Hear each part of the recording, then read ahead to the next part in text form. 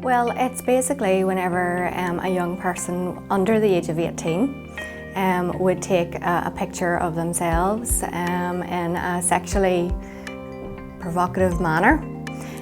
So if there's any nudity or semi-nudity at all involved in the picture, and then they send that picture via a multimedia device or platform. So mobile phone, email, anything like that there, Facebook, social media, then that is considered a sext. It's basically almost the norm for young people now to be doing this. There is obviously peer pressure if a young person maybe did feel that they didn't want to send it. There's peer pressure because everyone else is doing it. Also maybe if they're in a relationship and they think, well, it's okay, I'm just sending it to my boyfriend or my girlfriend. Sometimes if a young person is insecure about themselves and they think, well, you know, someone might like me if I do this, and it's, you know, they may be looking attention or someone to notice them. So there's all sorts of reasons why young people are doing this now.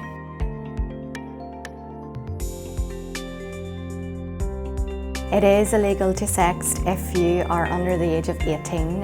It's actually considered an indecent image of a child because in the eyes of the law, when you're 18, you're an adult. So therefore, anyone under the age of 18, it is most certainly illegal.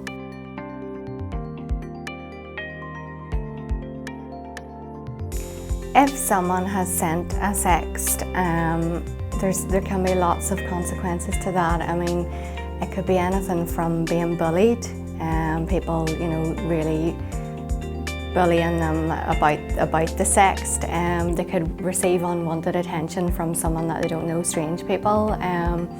Also emotionally, you know, it can be very emotionally damaging if the whole school or, you know, the whole public area that you live in are viewing your pictures, these pictures, and you didn't mean for it to get out of hand. The problem is when you press send, you can't get that picture back, so therefore you don't know where it goes and it could end up anywhere.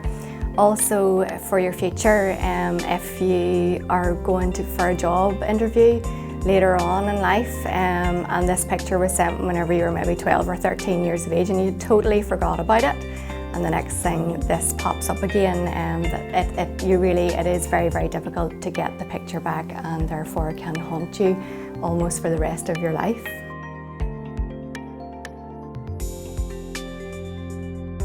Snapchat, yes, is set up for only a few seconds. You could accidentally put it on a story.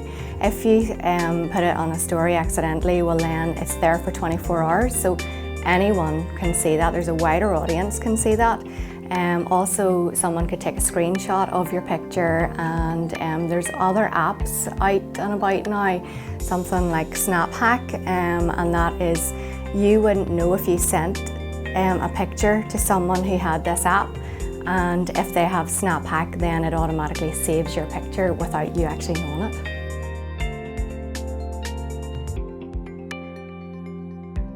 I actually don't think that young people are aware of the support out there for these types of things and the technology that they're using. I do think, you know, that they think that their parents haven't a clue and their teachers don't know what they're doing and no one will understand, and that really is not the case at all. There are so many organisations out there such as Nexus, NSPCC, Childline. I mean, there's so many organisations, and the PSNI is a big one as well. Young people really do need to speak to their parents or guardians or a trusted adult and tell them, because they're not going to get in trouble and no one is you know, going to be angry at them.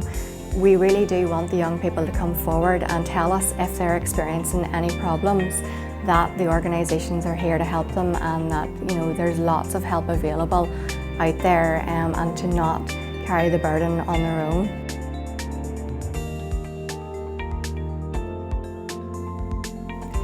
If a young person is receiving an unwanted sext, first of all, they should block the user.